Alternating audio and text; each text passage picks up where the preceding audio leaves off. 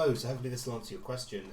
I've basically got a sphere here, I've put some points on it, I've got this point which is rotating around there and just creating some velocity normals based on that. You can see the code for that here if you wish to copy it. So in the popnet, what I've basically done, if I come out here, you can see that particles that are going a certain speed are red, and the ones that are much slower are going green, and the red ones, even when they slow down, are retaining their redness and not losing it. So essentially, I'm putting this in a pop wrangle. All that's happening in here is I've got a ground plane, gravity. I've sourced everything in with using all points. I haven't changed anything else. I'm putting a thing in just to make sure it spits out every 4 frames as opposed to every 1. But fundamentally, everything's happening in here. So essentially what we've done is we're saying if the length of some velocity of our velocity is greater than some threshold, so we're just going to lay this down. I can type this out again for you.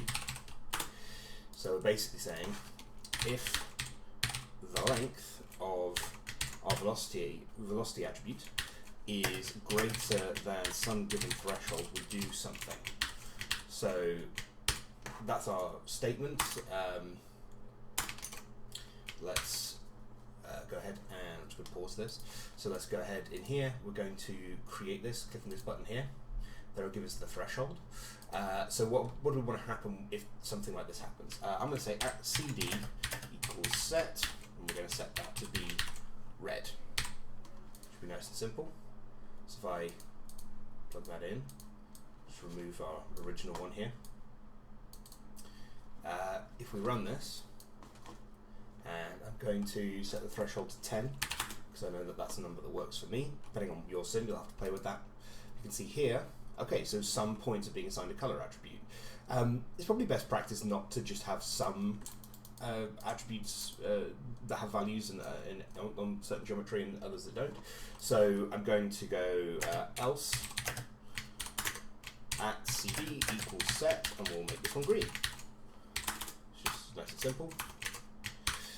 The problem we get here, though, is that now every frame we're looking at our length of velocity, and on some frames, as you can tell, if I run this, the red points are now turning green. You can see this one over here.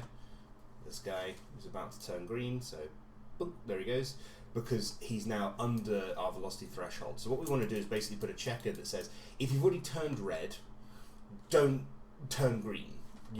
You're good. So let's do that. I'm going to select all of this and hit tab, just tab it over, and we'll create another line here. So I'm going to say if at CD does not equal, so we can indicate not equals with an exclamation mark and this equal sign here, does not equal this red vector, then we run this check. And that should be good enough for now. What have I done wrong? Oh, I didn't put the put that in at the end.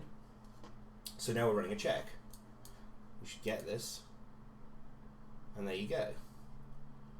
The red points no longer turn green, which is just what I believe you were after.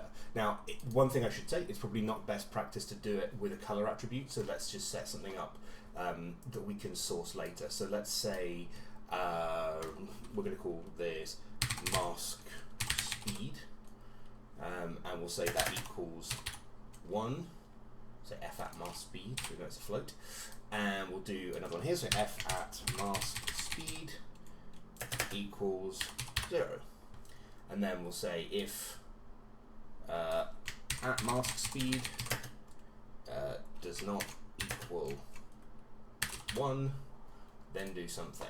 Now in here it's going to all look white.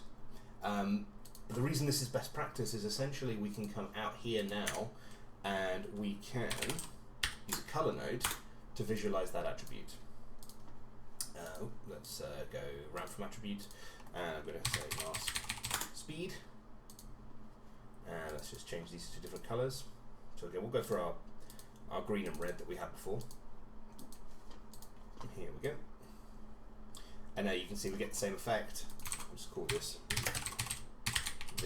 mask speed, like so. And so now we can store this as we would expect, and we've got control of that as an attribute, as opposed to having a color attribute with some points that don't have a color value assigned at all. They wouldn't return 0, they would return nan, which is not ideal. So this is far better, because then of course you can use that attribute to drive something else. So that would be my 2 cents on how to achieve that. Good luck.